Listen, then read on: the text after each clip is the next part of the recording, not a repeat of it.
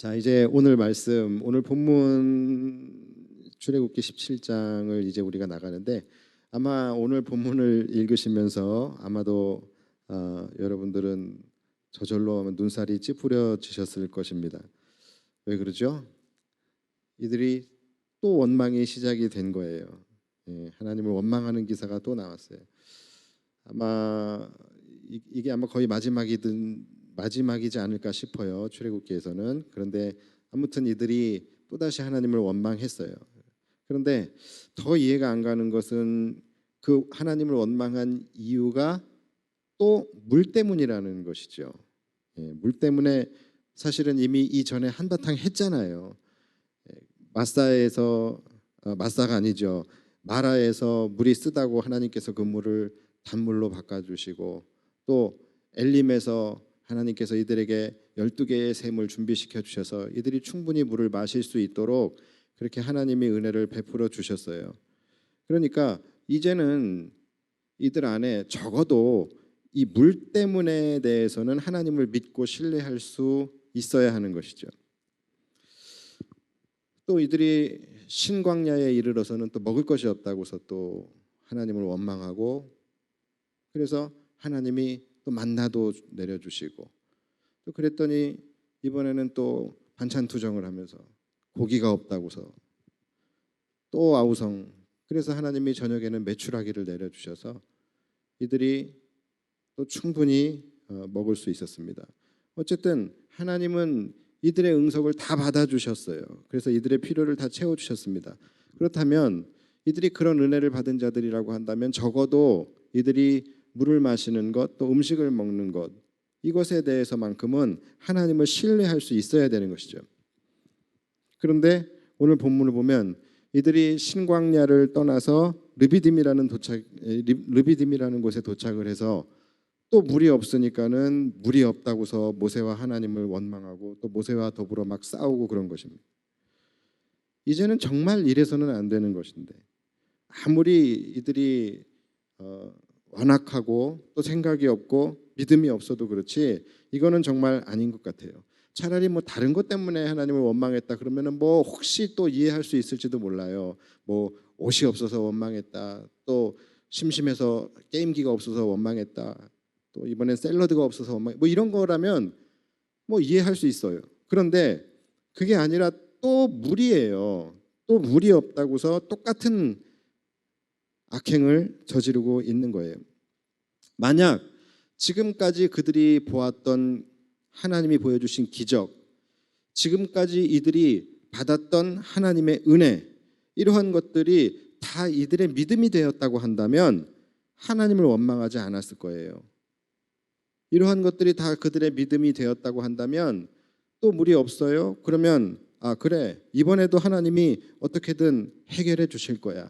지금까지 그래 주셨으니까 하면서 아마 원망이 아닌 기도를 했겠죠. 그런데 이들에게 보여주셨던 모든 기적들, 은혜들, 이런 것들은 다 어디로 갔는지 다 소멸돼 버리고 지금 마치 처음 맞이하는 난관인 것처럼 물이 없다고서 모세와 하나님을 원망했다라는 것이죠. 자, 그래서 여러분, 우리가 받은 은혜는 반드시 믿음이 되어야 되는 거예요. 굉장히 중요합니다. 우리가 은혜를 받았다고 한다면 이것은 받은 은혜로 소멸되어져 버리는 것이 아니라 반드시 이것이 믿음으로 바뀌어져야 되는 것입니다. 은혜는요, 내게로 오는 순간 내 안에 들어왔을 때 그 성분이 바뀌어져야 돼요. 은혜라는 것은 하나님이 우리에게 주실 때의 모습이 은혜인 거예요. 그래서 우리가 하나님으로부터 받을 때에도 우리는 은혜를 받습니다. 그래서 은혜 받았다고 하잖아요. 은혜를 받게 됩니다. 그러나 그 은혜가 우리 안에 들어와서 이제 소화가 될 때에는 그 은혜의 성분이 믿음이라는 것으로 바뀌어져서 우리 안에 저장이 되는 거예요. 예를 들어서 제가 여러분들에게 소고기를 구워서 여러분들에게 드려요. 자, 그러면 제가 여러분들에게 드릴 때는 뭘 드리는 거예요? 소고기를 드리는 거예요. 그럼 여러분들이 받을 때는 뭘로 받아요? 소고기로 받아요. 소고기를 드렸으니까 소고기를 받잖아요. 근데 여러분들이 그것을 잘 맛있게 드셨어요. 자, 그럼 어떻게 돼요? 어떻게 되긴 뭐가 어떻게 돼요? 살이 되지. 살이 되잖아요, 내 안에서. 그러니까 소고기가 성분이 바뀌어서 내 살이 되는 거예요. 나는 분명히 받을 때는 소의 살을 받았는데 받고 나니까 내 살이 돼버리는 것이죠. 그렇죠? 내 안에 들어왔을 때, 모든 음식들은 내 안에 들어왔을 때에 뭘 거치게 되면 이 안에서 소화라는 이 생리적 화학 반응이 일어나게 됩니다. 이것을 통해서 성분이 바뀌게 되는 거예요. 은혜도 마찬가지예요. 여러분, 은혜도 내 안에 들어오게 되면 내 영혼 안에서 영적인 화학 반응이 일어나게 되는 거예요. 그래서 그것을 통해서 우리 안에 받은 그 은혜는 내 안에서 그 성분이 바뀌어집니다. 무엇으로 바뀌어져요? 바로 믿음으로 바뀌어지는 거예요. 그래서 은혜는 반드시 믿음이 되어져야 되는 거예요. 만약에 마라의 쓴물을 단물로 바꿔주신 그 은혜가 이들 안에 들어왔을 때 이것이 안에서 영적 화학 반응이 일어나서 이것이 믿음으로 바뀌어졌다고 한다면, 엘림에서 이들이 경험했던 그 은혜, 12개의 샘물을 통하여 누렸던 그 은혜가 이들 안에서 영적 화학 반응을 통해서 믿음으로 바뀌어졌다라고 한다면, 만나와 메추라기를 부어주셨던 그 하나님의 은혜가 이들 안에서 영적 화학 반응을 통하여서 믿음으로 바뀌어졌다고 한다면, 이들은 적어도 르비딤에서 물이 없어도 이들은 하나님을 원망하며 모세와 싸우게 되지는 않았을 거예요. 우리는 이 본문을 보면서 눈살을 찌푸리면서 아유 또 물 때문에야, 어떻게 이렇게 같은 이유를 가지고서 매번 이렇게 똑같이 이럴 수 있어라고 우리는 할 수 있겠지만, 여러분, 이들이 받은 은혜를 믿음으로 바꾸지 않는 이상은 이와 같은 일들은 동일하게 10번이고 100번이고 일어날 수 있는 거예요. 계속해서 원망하게 될 수 있다라는 거예요. 그리고 이것은 우리도 다르지 않아요. 우리도 지금까지 우리가 하나님의 은혜 속에서 지금까지 살아왔어요. 이것은 결코 부인할 수 없는 것입니다. 모든 것이 하나님의 은혜라는 것을 우리는 고백을 합니다. 실제로 하나님은 우리가 삶 속에서 살아가는 모든 상황들 속에서 하나님은 그 상황에 맞는 은혜를 우리에게 그동안에 주셨어요. 그래서 때로는 어떤 문제를 만나든지 때로는 이기게 하시고 때로는 그것을 견디게 하시고 때로는 피하게 하시고 이렇게 하시면서 우리를 그분의 은혜 가운데로 이끌어 주셨고, 우리는 그 은혜를 따라 지금까지 살아와서 우리가 지금 이 자리에 이렇게 하나님을 예배하고 있는 것이죠. 자, 그렇다면 우리에게도 동일한 질문을 할 수 있어야 되는 거예요. 해봐야 되는 거예요. 자, 우리가 그렇게 받은 은혜가 많다고 한다면, 자, 그 받은 은혜들이 다 우리의 믿음이 되었는가라는 질문이에요. 여러분들 많은 은혜 받으셨는데 이 모든 은혜들이 여러분 안에서 영적 화학 반응을 통하여서 이것이 다 믿음이 되었습니까? 만약에 그랬다면 이미 여러분들은 지금 이 세상을 살아가면서 어떤 상황을 만나도 낙심하지 않으실 거예요. 왜냐하면 나에게는 하나님이 계시다는 그 믿음이 있기 때문에. 우리가 살면서 또다시 마실 물이 고갈되었을 때에도 우리는 이것 때문에 낙심하거나 또는 하나님을 원망하지 않을 거예요. 왜냐하면 전에도 이와 같은 일이 있을 때 하나님이 나를 위하여 일해 주셨으니까.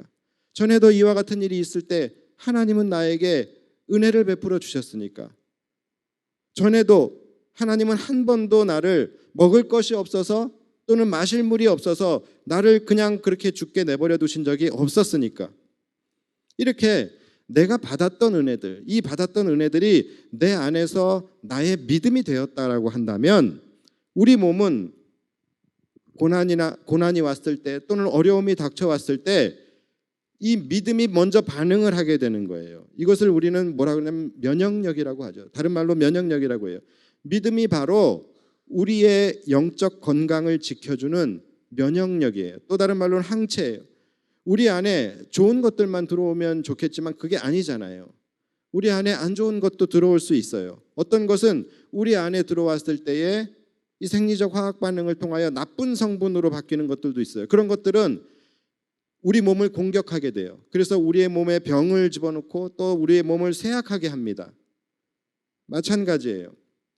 우리 안에 좋은 것들만 들어오는 것이 아니라 우리 안에 영적 화학 반응을 통하여 오히려 우리의 영을 공격하고 우리 영혼을 쇠하게 하는 성분으로 바뀌는 것들도 있다라는 것이죠. 그 대표적인 것이 고난이에요. 여러분, 지방은 살이 되고 또 단백질은 근육이 되는 것처럼 몸에 안 좋은 것들이 들어오면 우리 안에서 그게 또 독소가 되는 것이죠. 이것처럼 우리 안에 들어오는 것이 무엇이냐, 이것에 따라서 내 안에서 바뀌어지는, 내 안에서 또 만들어지는 그 성분도 달라지는 거예요. 좋은 성분이 되는 것도 있고 나쁜 성분이 되는 것들도 있어요. 우리 영혼도 마찬가지. 은혜가 들어오게 되면 우리 안에서 믿음이 됩니다. 이것이 영적 화학 성분, 화학 이 반응이 일어나게 되면 믿음이 돼요. 그러나 고난이라는 것이 들어오게 되면은 그건 역시 우리 안에서 영적 화학 반응을 통하여 이것은 두려움이 되고 원망이 되어져 버립니다. 그렇게 고난이 우리 안에 들어와서 영적 화학 반응을 통해서 두려움이 되고 원망이 되어버리면 그것은 이제 우리 영혼을 공격하게 되는 거예요. 우리를 두려워하게 하고 우리를 좌절하게 하고 우리를 낙심하게 하고 원망하게 하고 이렇게 하면서 우리의 영혼은 병들고 쇠하여지게 되는 것입니다. 이것을 이길 수 있는 항체가 바로 믿음인 거예요. 이 믿음이 바로 이렇게 우리 안에 침투해서 우리의 영혼과 육체를 쇠하게 하는 걱정과 두려움, 원망 이러한 것들을 무력화시키고 이것들을 저항하고 이것들과 싸워서 이길 수 있는 항체가 바로 믿음이라는 거예요. 그렇기 때문에 여러분, 은혜는 반드시 우리 안에서 믿음으로 바뀌어져야 되는 것입니다. 이것을 꼭 기억하셔야 돼요. 우리가 왜 백신을 맞으면 항체가 생기잖아요. 그런데 아무리 백신을 맞아도 항체가 생기지 않아. 그러면 어떻게 되겠습니까? 그러면 우리는 매번 똑같은 이유로 고민하고 매번 똑같은 이유로 걱정하고 두려워해야 되는 거예요. 항체가 생기지 않으면 이 코로나라는 것 때문에 매번 코로나의 공포와 두려움과 걱정 속에서 살아가야 된다는 거예요. 그리고 실제로 코로나균이 들어오게 되면 우리는 넘어질 수밖에 없게 되는 것이죠. 마찬가지예요. 은혜를 받으면 뭐합니까? 은혜를 아무리 많이 받으면 뭐합니까? 그것이 우리 안에 들어왔을 때의 이 영적 화학 반응을 통하여서 믿음이라는 면역력, 믿음이라는 항체로 바뀌어져야 되는데 이 일이 일어나지 않으면 어떻게 돼요? 매번 같은 곳에서 두려움을 느끼고 매번 똑같은 곳에서 공포와 원망 이러한 것들이 반복되어질 수밖에 없는 거예요. 그렇기 때문에 오늘 이스라엘 백성들의 모습이 나오게 되는 거예요. 이들이 보세요. 직전에도 물에 대한 은혜를 받은 자들 아닙니까? 그렇죠. 그 은혜를 입어놓고서도 또다시 곧바로 지금 물이 없다고서 다시 낙심하고 좌절하고 하나님을 원망하고 불평하게 되잖아요. 그래서 여러분, 받은 은혜가 내 안에서 이 영적 화학 반응을 통하여 믿음이라는 항체로 이러한 성분 변화가 일어나지 않으면 우리도 마찬가지 이스라엘 백성들과 똑같은 일을 반복하게 된다는 것입니다. 그러니까 우리가 이스라엘 백성들 욕할 게 없는 거예요. 우리도 마찬가지 똑같이 될 수 있는 거예요. 자, 그렇다라고 한다면 왜 이런 일이 일어날까? 왜 이들에게는 하나님의 은혜가 이렇게 많이 부어졌음에도 불구하고 이것이 이들 안에서 영적 화학 반응이 일어나지 않은 것일까요? 왜 그래서 이 은혜가 이들의 믿음이 되지 못한 것일까요? 저는 이 부분에 대해서 한 두 가지 정도라고 생각을 합니다. 하나는 하나님의 은혜가 내 안에 들어왔을 때에 거기에 대해서 반응하지 않았기 때문이고, 두 번째는 너무 냉랭하기 때문이에요. 자, 이해가 안 가실 텐데 설명해 드릴게요. 예를 들어서 음식이 내 안에 들어왔을 때에 우리 안에서는 이 안에서 위장 안에서는 생리적인 화학 반응이 일어나게 되어져 있죠. 어떤 반응들이 일어납니까? 이 위장에서 소화 효소들이 나오는 거예요. 위액, 위산 이런 것들이 나와서 그 음식물들과 결합이 되어져서 함께 반응을 하는 것이죠. 그리고 또 위장 역시도 이 위장 운동을 하잖아요. 이 위장 운동을 통해서 우리 안에 들어온 음식물들이 분해되어지고 영양분이 이제 흡수가 되는 거예요. 그런데 만약에 위가 내 위장에서 이런 반응들을 전혀 하지 않으면 어떻게 될까요? 그 음식은 소화가 되지 않는 거예요. 성분이 바뀌지 않아요. 영양분이 되지 못해요. 그리고 그냥 그대로 쭉 배설물이 되어져 버리게 되는 거예요. 마찬가지예요. 은혜가 우리 안에 들어왔을 때에 그것에 대한 합당한 반응이 우리 안에서 영적으로 일어나야 되는 거예요. 이 반응이 일어나지 않으면 그 은혜는 결코 믿음이 될 수가 없어요. 그대로 그냥 배설물로 나와 소멸되게 되어지는 거예요. 음식에 위액과 위산이 함께 첨가되어지고 그런 것처럼 하나님의 은혜가 우리 안에 들어왔을 때에 그 합당한 반응을 해야 되는 거예요. 그 반응이 뭡니까? 바로 그 은혜에 대한 감사와 찬송이에요. 이러한 것들이 은혜와 함께 섞였을 때, 그리고 또 이 계속 지속적인 위장 운동이라는 것이 있잖아요. 마찬가지 이 하나님의 은혜를 우리가 계속하고 기억하고 되새기면서 이 영적 소화 운동이 우리 안에서 일어나야지만 이것이 우리 안에서 믿음이 될 수 있다라는 것이죠. 그러니까 은혜가 들어왔음에도 불구하고 내 안에서 영적으로 반응하지 않게 되어지면, 위장이 죽어 있으면 결코 그 은혜는 믿음이 되지 못하고 그대로 그냥 생 은혜로 배설물로 나와서 소멸되게 되어지는 것입니다. 이것을 주의해야 돼요. 그리고 두 번째 이유가 뭐냐면 너무 냉랭하기 때문이에요. 너무 냉랭하기 때문에. 여러분, 음식이 상하지 않게 하기 위해서는 어디다가 집어넣죠? 예? 어디다가 넣어요? 음식이 상하지 않으려면 어디다 집어넣어야 돼요? 냉장고에다 집어넣어야 돼요. 왜 냉장고에다 집어넣어요? 냉장고 안이 차가우니까. 냉장고 안이 차갑기 때문에 차가울 때는 이 음식의 화학적 반응을 지연시키거나 중단시키는 거예요. 그래서 우리가 냉장고에 집어넣는 것이죠. 그러면 음식은 상하지 않아요. 마찬가지예요. 은혜가 영적 화학 반응이 일어나야 돼요. 이 화학 반응을 일으키지 못하게 하는 그 이유가 뭐냐면 우리의 마음이 너무 냉랭하기 때문이에요. 우리의 마음이 냉랭하고 건조해서 은혜가 들어왔음에도 불구하고 감사하지 못하고, 또 은혜를 향한 뜨거운 사모함도 없고 주님을 향한 뜨거운 사랑도 없고, 이렇게 차갑고 냉랭한 영혼의 상태일 때에 우리는 은혜가 임해도 그 은혜가 믿음으로 나아가지 못하게 되는 거예요. 사람이, 여러분, 살아있을 때는 따뜻해요. 그러나 죽으면 차가워지는 거예요. 죽으면 기능하지 않는 거예요. 그러니까 우리가 영적으로 죽어있는 상태에 있을 때에, 그래서 영적으로 냉랭하고 차가워질 때에 아무리 하나님의 은혜가 들어와도 이것이 우리의 믿음으로 나아가지 못하게 되는 것입니다. 그래서 여러분, 우리 안에 믿음이 생기고 그 믿음이 자라나고 그 믿음이 이제 또 모든 상황들을 이길 수 있는 강력한 항체가 되기 위해서는 이 두 가지가 반드시 지켜져야 되는 거예요. 우리 안에서. 첫 번째로는 하나님이 주신 은혜, 그 은혜가 들어왔을 때에 우리는 적극적이고 즉각적인 반응을 해야 되는 것입니다. 그리고 그 은혜를 반복해서 기억해야 하는 그런 은혜 소화 운동이 우리 안에서 일어나야 되는 거예요.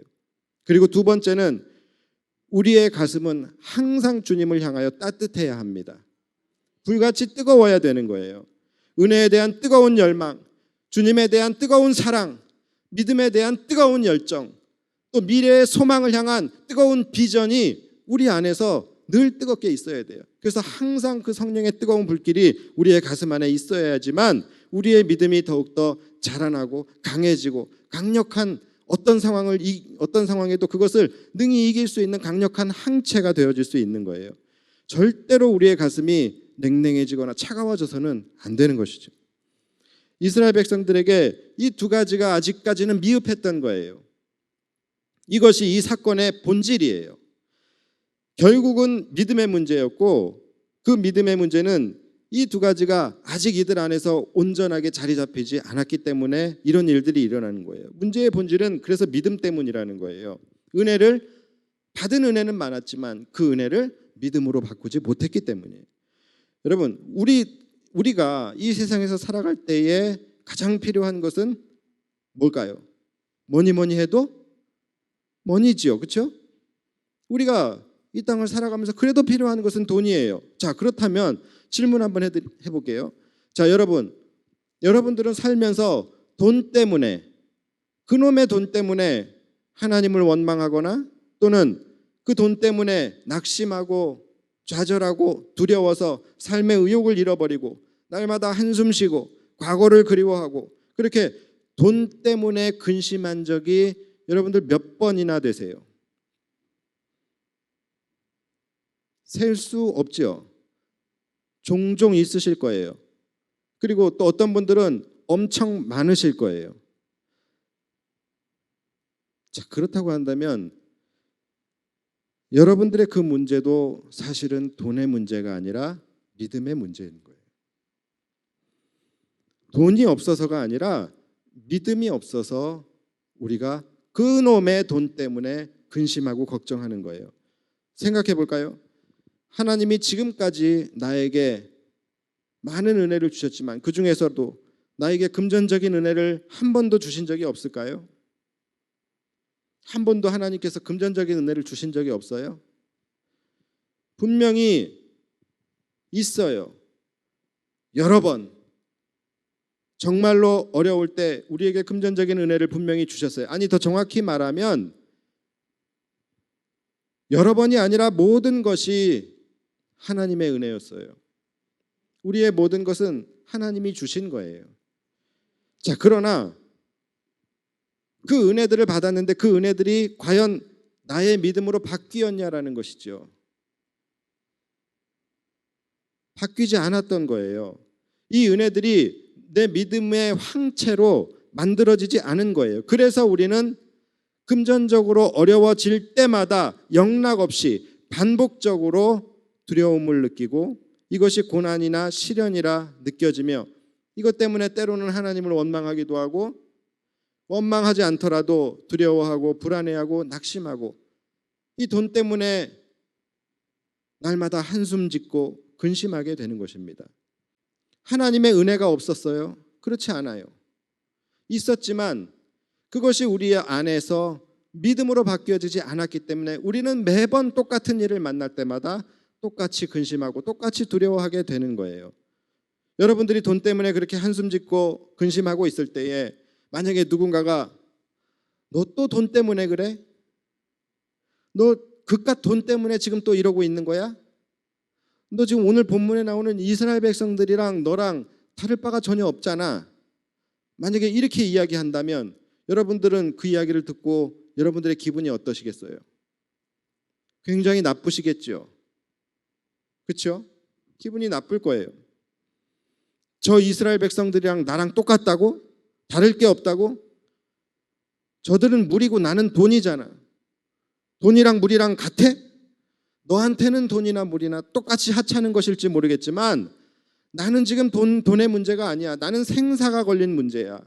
나는 생명과 내 삶이 지금 경각간에 있는 이런 상황이라고.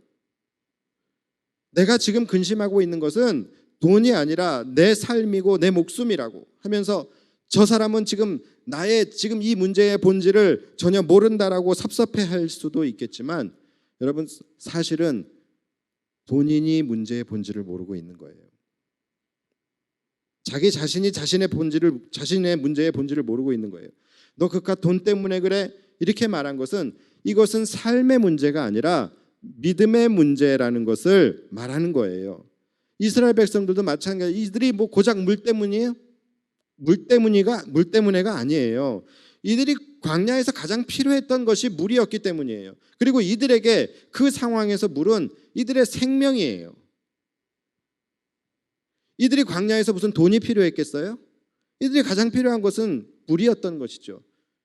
우리도 마찬가지잖아요. 정수기가 지금 사방에 널려 있는데 우리가 물이 필요하겠습니까? 우리가 필요한 것은 돈이에요.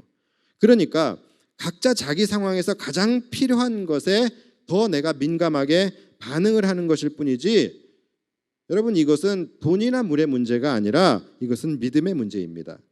은혜를 믿음으로 바꾸지 못했기 때문에 나타나는 믿음의 문제라는 것을 알아야 되는 거예요. 하나님이 주신 은혜가 이들 안에서 믿음의 항체로 변하는 이 영적 화학 반응 이것이 일어나지 않는다면 우리는 물이든지 돈이든지 같은 상황에서 매번 똑같이 두려워지고 넘어지게 되는 것입니다. 그러니까 사실 우리는 이스라엘 사람들의 이러한 모습들을 보면서 우리가 눈살을 찌푸리기 전에 이들의 모습 속에 비춰지는, 이들의 모습 속에 투영된 우리의 모습을 보면서, 우리의 믿음 없음을 보면서 우리는 눈살을 찌푸려야 되는 거예요. 자, 다시 본문으로 가서 이스라엘 백성들은 이렇게 물이 없다라는 이 이유로 모세를 원망하고 모세와 굉장히 심하게 다투게 됩니다. 늘 이들의 레파토리 있잖아요. 이제 와가지고서 왜 우리를 꺼내왔냐? 당신이 왜 우리를 애굽에서 잘 살고 있는데 우리를 인도해내서 나와 나의 가족과 가축들이 이렇게 물이 없어서 죽게 만드느냐? 이렇게 하면서 모세와 막 다투게 됩니다. 그런데 뭐 원망하고 다투는 거 여기까지 뭐 좋아요. 그런데 이들이 여기서 하지 말아야 할 실수를 하게 됩니다. 굉장히 큰 잘못을 하게 되는데 그게 뭐냐면 바로 여호와 하나님을 원망하는 것을 넘어서 이들이 하나님을 시험했다라고 2절에서 말씀하고 있어요. 2절 말씀을 제가 읽어드릴게요. 백성이 모세와 다투어 이르되 우리에게 물을 주어 마시게 하라.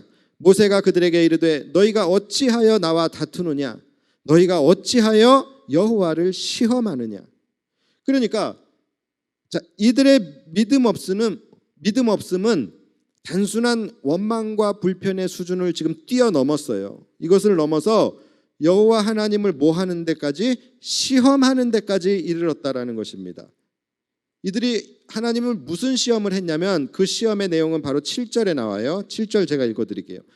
그가 그곳 이름을 마사 또는 무리바라 불렀으니 이는 이스라엘 자손이 다투었으며, 이건 모세와 다투었다, 하나님과 다퉜다라는 것이고, 또는 그들이 여호와를 시험하여 이르기를 여호와께서 우리 중에 계신가 안 계신가 하였음이더라.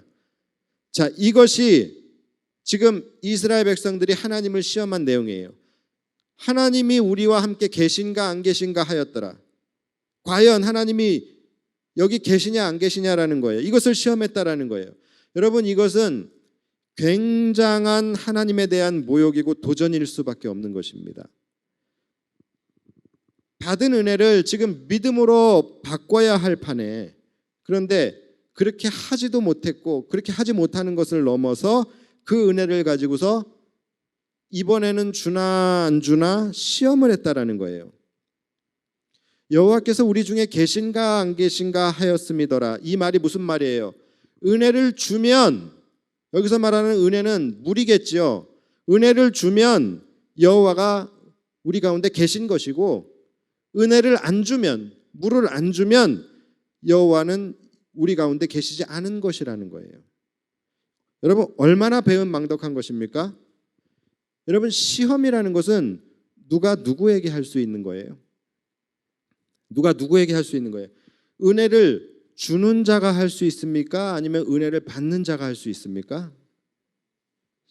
시험은 은혜를 주는 자가 할 수 있는 게 시험이에요. 그래서 이전에도 마라에서도 그렇고 또 신광야에서도 그렇고 하나님이 시험하셨다라고 말씀하잖아요. 시험이라는 것은 은혜를 주는 자가 하는 것이지, 은혜를 받는 자가 이번에도 은혜를 주나 안 주나 이것을 시험할 수 있는 것이 아니에요. 하다못해 학교 시험도 가르치는 자가 배우는 자를 시험할 수 있는 거예요.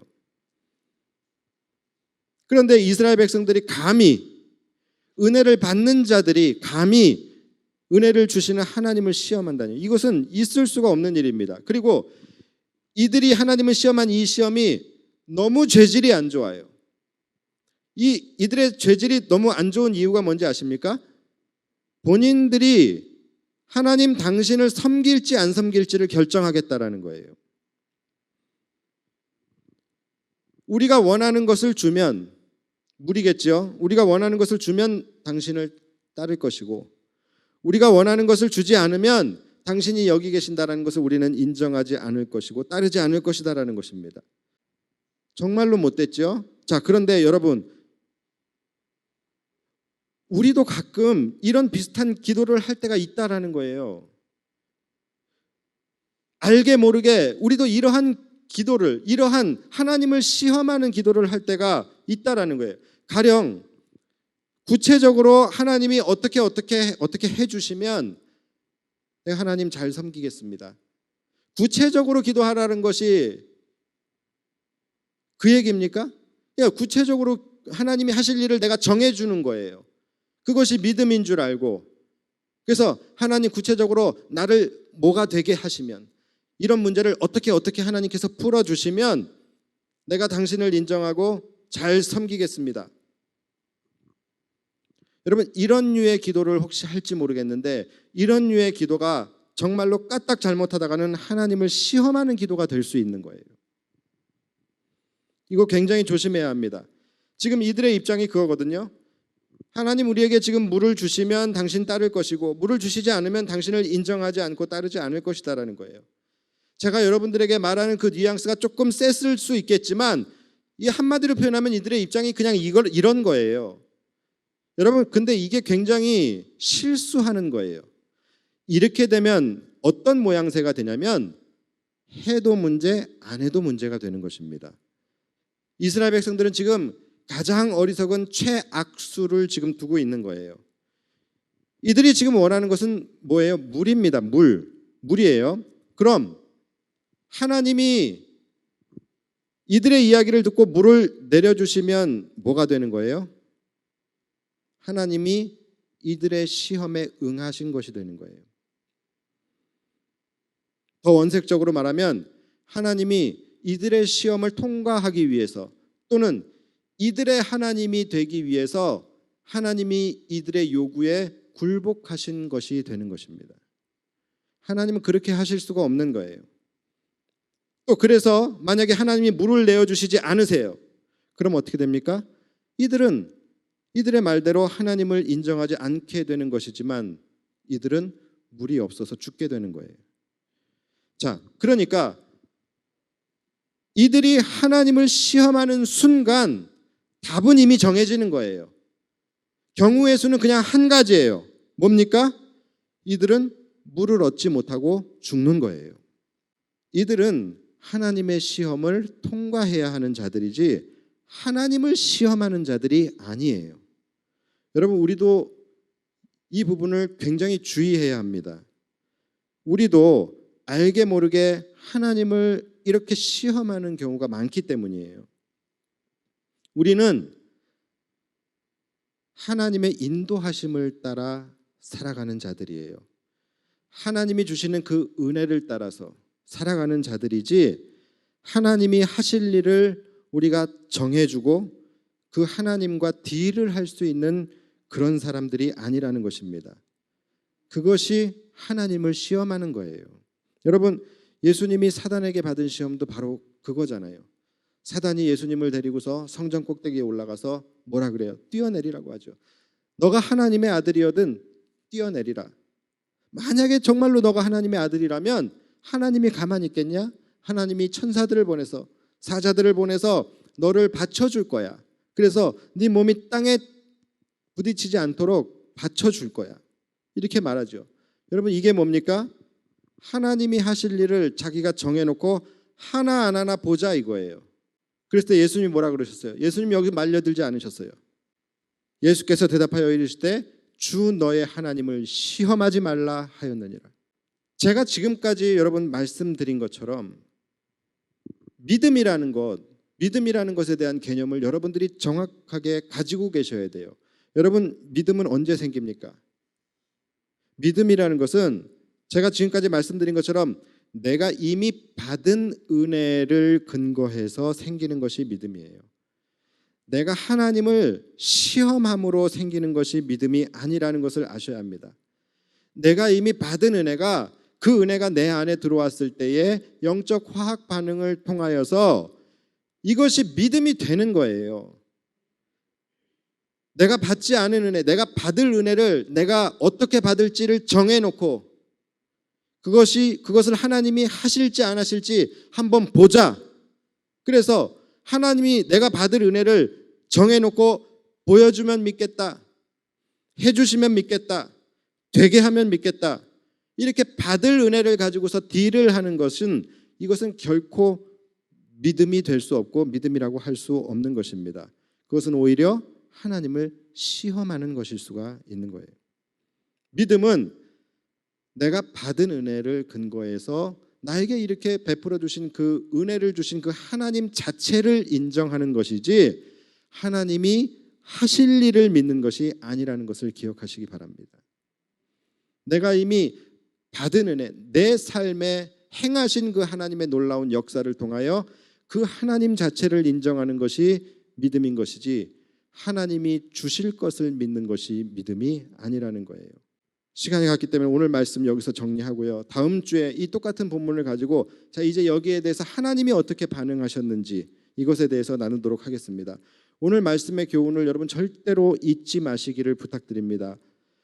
받은 은혜는 반드시 은혜에서 끝나는 것이 아니라 우리의 믿음이 되어야 합니다. 받은 은혜가 믿음으로 바뀌지 않고 그것이 그냥 그대로 그냥 은혜로 배설되어지지 않도록 우리는 주의해야 합니다. 그리고 우리가 가장 두려운 마음으로 우리 자신을 살피고 또 두려워해야 할 것은 뭐냐면 우리는 가장 큰 은혜가 있잖아요. 가장 큰 은혜를 받았잖아요. 바로 그리스도의 십자가의 은혜. 이 십자가의 은혜가 과연 내 안에서 믿음이 되었느냐라는 거예요. 이 질문을 날마다 하셔야 되는 거예요. 예수 그리스도의 십자가의 은혜 얼마나 큰 은혜입니까? 나를 영원히 살게 하는 은혜예요. 또 내가 결코 죽지 않고 내가 결코 망하지 않고 내가 결코 넘어지거나 쓰러지지 않을 수 있는 은혜입니다. 이 은혜 하나면은 다른 은혜가 필요치 않을 만큼 큰 은혜예요. 내 삶의 유일한 소망이 되시고 이 시대의 대안이 되시는 그런 은혜예요. 근데 이 은혜를 여러분 이 은혜가 우리가 지금 받은 은혜입니까? 받을 은혜입니까? 여기서부터 혼동이 생기시면 여러분 유치부로 내려가셔야 돼요. 여러분 지금 이 은혜 십자가의 그리스도의 십자가의 은혜 받은 은혜예요? 받을 은혜예요? 받은 은혜죠. 그럼 이 큰 은혜를 받았는데 이것이 여러분 안에서 영적 화학 반응이 일어났습니까? 그래서 이 은혜가 믿음이 되었습니까? 이 질문을 하셔야 되는 거예요. 정말로 이 큰 은혜가 여러분들의 믿음이 되었다고 한다면 이것은 정말로 큰 믿음이 된 거예요. 그렇다고 한다면 여러분들은 적어도 이 땅을 살아갈 때에 어떤 상황을 만나든지 결코 두려워하거나 낙심하지 않을 수 있고 어떤 상황을 만나든지 이 믿음 하나면 넉넉히 이길 수 있는 것입니다. 때를 따라 부어주시는 은혜 물론 중요하죠. 그러나 그것도 중요하지만 그리스도의 십자가의 은혜, 하나님의 사랑의 은혜, 성령께서 내 안에 내주하시는 그 은혜, 그 은혜들이 내 안에서 영적 화학 반응을 통하여서 믿음이 되어지는 것, 이것이 정말로 중요한 거예요. 은혜가 믿음이 된다는 것은 그 은혜가 바로 우리의 능력이 된다라는 말씀이에요. 제가 여러분들에게 수도 없이 말씀드린 게 뭐예요? 믿음이 능력입니다. 믿음이 능력입니다. 말씀드리잖아요. 하나님의 은혜가 내 안에서 믿음이 되었을 때 그 믿음이 능력이 되고 항체가 되고 군대가 되는 거예요. 우리가 이제 부를 찬양인데 하나님이 나에게 부어주시는 하나님의 꿈이 내 안에 임할 때 그것이 내 안에 들어와서 영적 화학 반응을 통하여서 이것이 나의 비전이 되는 거예요. 예수 그리스도의 성품이 내 안에 들어왔을 때 이것이 내 안에서 영적 화학 반응을 통하여서 이것이 나의 인격이 되는 거예요. 성령님의 권능이 내 안에 임했을 때 이것이 내 안에서 영적 화학 반응을 통하여 나의 능력이 되는 것입니다. 하나님이 나에게 주시는 모든 은혜는 다 나의 믿음으로 쌓여야 되는 거예요. 이것이 은혜예요. 그리고 그 은혜가 능력인 것입니다. 이러한 놀라운 은혜의 변화가 저와 여러분들에게 충만히 임하시기를 주님의 이름으로 축원합니다. 기도하겠습니다.